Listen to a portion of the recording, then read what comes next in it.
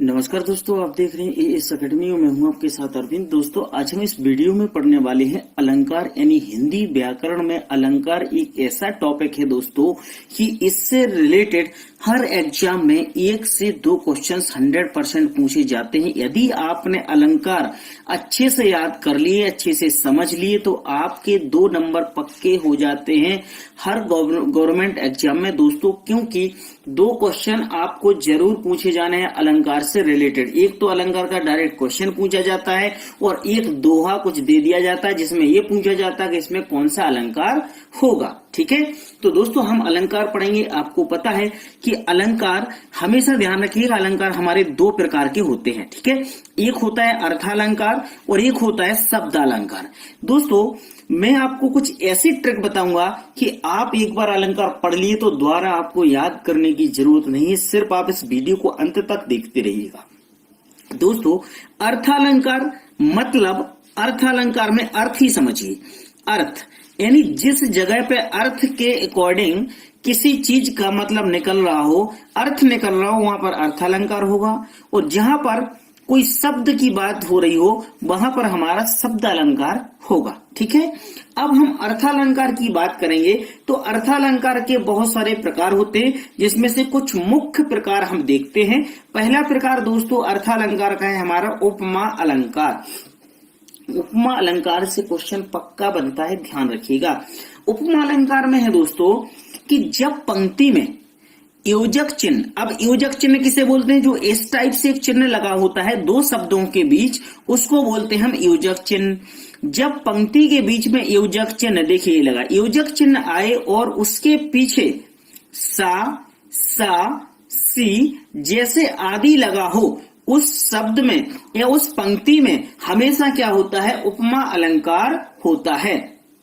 जहां एक तो योजक चिन्ह लगा हो, योजक चिन्ह के बाद सा हो या सी हो या फिर से हो, ये सारे शब्द हो, उधर पे आपका क्या होगा दोस्तों? उपमा अलंकार। जैसे आप देखिएगा, उदाहरण में देख रहे होंगे, लिखा है चांद सा सुंदर मुख। मतलब अब क्या लिखा? चांद सा सुंदर मुख। अब चांद और उसके आगे देखिएगा योजक चिन्ह लगा है और सा लगा है, मतलब इसमें कौन सा अलंकार होगा? उपमा अलंकार। दूसरा उदाहरण देखिएगा, नील गगन सा, योजक चिन्ह लगा और सा लगा, मतलब इसमें कौन सा अलंकार हो गया? उपमा अलंकार। नील गगन सा हृदय शांत सा, फिर भी सा लगा, योजक चिन्ह भी लगा, मतलब इसमें कौन सा अलंकार हुआ दोस्तों? उपमा अलंकार। ध्यान रखिएगा, जिस 2 पंक्तियों के बीच में या 2 शब्दों के बीच में आपको योजक चिन्ह के साथ सा सी से मिले, उस जगह पे आपका कौन सा अलंकार होगा? उपमा अलंकार। चलिए नेक्स्ट देखते हैं हम दोस्तों। इसका भाग होता है इसका रूपक अलंकार। अब रूपक अलंकार में क्या होता है? जब पंक्ति में 2 शब्दों के बीच योजक चिन्ह आए, जब कोई भी पंक्ति है और उस पंक्ति में सिर्फ ये योजक चिन्ह आए और उसके पीछे सा सी से जैसे ना आए, मतलब सा सी से बिल्कुल नहीं आना चाहिए, उस पंक्ति में क्या होगा? आपका रूपक अलंकार होगा। जैसे उदाहरण देख लें, मुनि लोचन चकोर शशि राघव। मतलब इधर पे देखिएगा, सिर्फ आपको क्या है? योजक चिन्ह है, इसके बाद में ना तो सा है, ना आपका सी है, ना आपके से है, कुछ नहीं है। इसका मतलब इधर पे क्या होगा? रूपक अलंकार। दूसरा उदाहरण देखते हैं, चरण रूपी कमल। अब देखिए इसके बीच में क्या लगा है? योजक चिन्ह लगा, ना तो सा लगा है, ना सी लगा है, ना से लगा है। इसका मतलब यह कौन सा अलंकार हुआ? रूपक अलंकार। क्लियर दोस्तों, ध्यान रखिएगा, ये ऐसे मतलब मैं आपको ट्रिक बता रहा हूं बिल्कुल कि आपको किसी भी प्रकार से परेशान होने की आवश्यकता नहीं है। यदि आपने एक बार अच्छे से समझ लिया तो आप अलंकार कभी नहीं भूलेंगे। रूपक अलंकार के बाद आता है उत्प्रेक्षा अलंकार। उत्प्रेक्षा अलंकार में जब पंक्ति में मनो मनु मनहु जानो जनु जनहु ये शब्द आते हैं, उधर पे हमारा उत्प्रेक्षा अलंकार होता है। ठीक है, जैसे उदाहरण लगती अवध भयावनी भारी, मनहु काल रति अंधियारी। मतलब दोस्तों इधर पे क्या आ गया, मनहु आ गया। मतलब मनहु आया, इसका मतलब इधर पे कौन सा अलंकार हुआ, उत्प्रेक्ष अलंकार। तो ध्यान रखिएगा। नेक्स्ट क्वेश्चन में नेक्स्ट उदाहरण देखते हैं। मुख मानो चंद्रमा है, मानो आ गया इधर पे, मुख मानो मतलब मानो आ गया, इसका मतलब इधर पे क्या है, उत्प्रेक्षा।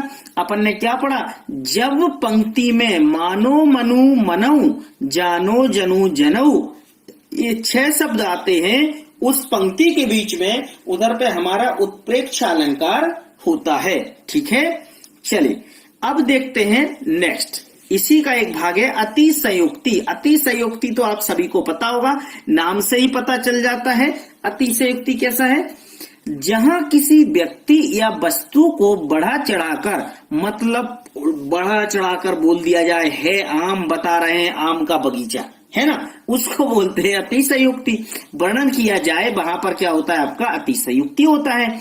जैसे आगे नदियां पड़ी अपार, घोड़ा उतरे उस पार, मतलब उतरे पार। इसका मतलब यार आगे नदियां, आगे तो नदियां पड़ी है और अपार, और घोड़ा उतरे उस पार, मतलब भैया अब जब नदियां उसके आगे ही पड़ी है और घोड़ा उस पार, तो कैसे हो सकता है, नहीं हो सकता। दूसरा उदाहरण देखें, हनुमान की पूंछ में लगन ना पाई आग। अब आग यहाँ पे लगी नहीं पा रही है और लंका सारी जल गई, गए निशाचर भाग। अब इधर पे हनुमान जी की पूंछ में ना तो आग लगी है ना कुछ हुआ है, और लंका जल गई और निशाचर भाग गए। ये अतिशयोक्ति है ना। तो ध्यान रखिएगा, जहां पर कोई चीज बड़ा चढ़ाकर बोल दी जाए उसको बोलते हैं अतिशयोक्ति। ठीक है, चले इसका नेक्स्ट देखते हैं। नेक्स्ट है दोस्तों भ्रांतिमान अलंकार। अब भ्रांतिमान मतलब भ्रम, यह क्लियर हो रहा है कि जहां भ्रम की स्थिति पैदा हो जाए उधर पे क्या होता है हमारा भ्रांतिमान। जैसे नाक का मोती, नाक का मोती अधर में कांति से, बीज दाड़िम सा समझकर भ्रांति से। मतलब इधर उधर भ्रम हो रहा है, कोई चीज क्लियर ही नहीं हो रही, भ्रम हो रहा है कि आखिर चल क्या रहा है। इसलिए इस जगह पे कौन सा अलंकार होगा, हमारा भ्रांतिमान अलंकार होगा। ठीक है, ये दोस्तों हमने अर्थ अलंकार के 5 भेद, जो मुख्य भेद होते हैं वो हमने पढ़ लिए। और दोस्तों इसी से रिलेटेड क्वेश्चन हमारा एग्जाम में पूछा जाता है। अब पढ़ेंगे हम अर्थ अलंकार के बाद शब्द अलंकार। शब्द अलंकार दोस्तों देखते हैं, शब्द अलंकार में क्या है। शब्द अलंकार में पहले आता है हमारा अनुप्रास अलंकार। अब अनुप्रास जो अलंकार होता है दोस्तों, इसमें क्या है देखते हैं। जिस रचना में वर्ण या, जिस रचना में वर्ण या वर्ण समूह का बार बार आते हैं, वर्ण या वर्ण समूह बार बार आते हैं, उस जगह पे हमारा क्या होता है अनुप्रास अलंकार। अब वर्ण या वर्ण समूह किसे बोलते हैं, जैसे का क्या हो गया, वर्ण हुआ, वाह क्या हुआ, वर्ण हुआ, खा क्या हुआ, वर्ण हुआ, जा क्या हुआ, वर्ण हुआ। ये जो चीजें हैं हमारे का, खा, गा, ये जा, ये होते हैं हमारे वर्ण। ठीक है, इसको हम वर्ण बोलते हैं। तो उदाहरण देखेंगे दोस्तों, बिमल बाणी में बीणाली। अब इधर पे देखो, बिमल में किया बी आया, वाह में बाणी आया, फिर आपका वीणा में वी आया। तो मतलब बिमल बाणी में बीणाली, एक वर्ण आपका 3 बार आया, इसका मतलब यहाँ कौन सा अलंकार होगा, अनुप्रास अलंकार। नेक्स्ट देखते हैं, चारु चंद्र की चंचल किरणें खेल रही हैं जल थल में। मतलब चा इधर आया, चा इधर आया, चा इधर आया और चा आ गया है। चारु चंद्र की चंचल किरणें खेल रही हैं जल थल में, मतलब चा की पुनरावृत्ति बार बार हुई, वर्ण की पुनरावृत्ति बार बार हो रही, इसलिए इधर पे कौन सा अलंकार हुआ, अनुप्रास अलंकार। ठीक है, चलिए नेक्स्ट दोस्तों देखते हैं हम यमक अलंकार। अब यमक अलंकार किसे कहते हैं, यमक अलंकार भी देख लीजिएगा। यमक अलंकार जिस रचना में एक ही शब्द 2 या 2 से अधिक बार आए और हर बार उसका अर्थ अलग अलग हो, उसे क्या कहते हैं, हमें यमक अलंकार। यानी जिस रचना में एक ही शब्द 2 या 2 से अधिक बार आए, 2 या 2 से अधिक बार आए और उसका अर्थ हर बार अलग हो, उस जगह पे क्या बोलते हैं हम, यमक अलंकार। जैसे सजना है मुझे सजना के लिए, सजना और सजना 2 बार आया, मतलब इधर पे सजना है मुझे सजना के लिए, और इधर पे सजना का अर्थ संवरना होता है, और एक सजना का अर्थ मतलब पति देव होता है। जैसे बोलते हैं सजना है मुझे सजना के लिए, आज शाम के सजना आने वाले भैया, आज तो सजना ही है बिल्कुल, है ना। तो वहां हो गया हमारा कौन सा, यमक अलंकार। ठीक है, अब एक दूसरा उदाहरण, काली घटा का घमंड घटा, मतलब काली और में के आगे का घटा, घटा का मतलब इधर पे अलग है और घटा का मतलब इधर पे अलग है।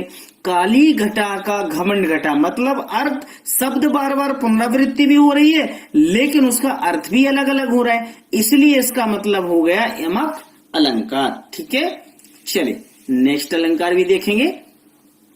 अब है हमारा श्लेष अलंकार। श्लेष अलंकार में देखेंगे हम, जहां एक ही शब्द के अनेक अर्थ हो, जहां एक शब्द हो और उसके अनेक अर्थ निकल रहे हो, उसको बोलते हैं हम श्लेष अलंकार। रहीमन पानी राखिए, रहीमन पानी राखिए, बिन पानी सब सून, पानी गए ना उबरे, मोती मानसून। दोस्तों पानी इधर आया, पानी इधर आया और पानी इधर आया, मतलब एक ही शब्द जो पानी है वो बार बार उसकी पुनरावृत्ति हो रही है, लेकिन उस पानी के अर्थ हैं जो अलग अलग हैं। पानी का मतलब अलग है, दूसरे पानी का मतलब अलग है, तीसरे पानी का मतलब अलग है। तो एक शब्द की पुनरावृत्ति बार बार हो लेकिन उसके अर्थ अनेक निकले, इसलिए अलग अलग निकले, उसको कहते हैं हम श्लेष अलंकार। ठीक है, तो दोस्तों देखिएगा हमने इधर पे आज अलंकार का चैप्टर कंप्लीट कर लिया है, और भी यदि आपको अलंकार से रिलेटेड डाउट्स होता है तो मुझे कमेंट्स कीजिएगा। और दोस्तों इस वीडियो को अपने दोस्तों में जरूर शेयर करना और प्लीज वीडियो को लाइक जरूर करना। और यदि आप भी कोई कॉम्पिटिटिव एग्जाम की तैयारी करना चाहते हैं, मध्य प्रदेश शिक्षक वर्ग 3 की तैयारी करना चाहते हैं, तो आज ही एएस अकेडमी को सब्सक्राइब कर लीजिएगा और बेल आइकन के साइन पे जरूर क्लिक कर लें, जिससे मेरे लेटेस्ट वीडियो आपको मिलते रहेंगे।